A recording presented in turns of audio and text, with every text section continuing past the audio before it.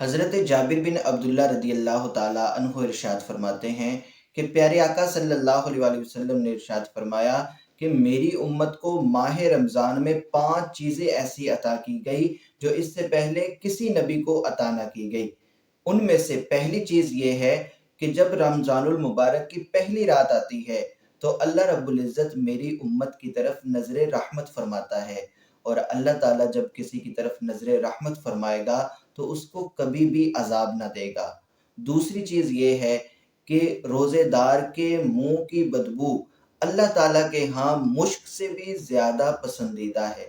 تیسری چیز یہ ہے کہ فرشتے ہر دن اور ہر رات میری امت کے لیے دعائے مغفرت کرتے ہیں۔ اور چوتھی چیز یہ ہے کہ اللہ رب العزت جنت سے ارشاد فرماتا ہے کہ اے جنت آراستہ ہو جا، مزین ہو جا، کہ ان قریب میرے بندے دنیا کی مشقت سے میرے کرم اور میری رحمت میں آرام پائیں گے۔ اور پانچویں چیز، جب ماہ رمضان کی آخری رات آتی ہے تو اللہ تعالیٰ سب کی بخشش فرما دیتا ہے۔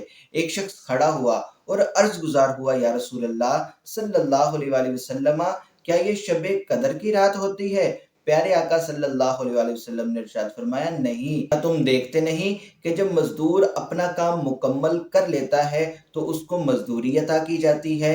تو بالکل اسی طرح جب رمضان المبارک کا پورا مہینہ کوئی شخص صوم و صلات میں گزارتا ہے تو آخری دن اس کو اس کی مزدوری دی جاتی ہے۔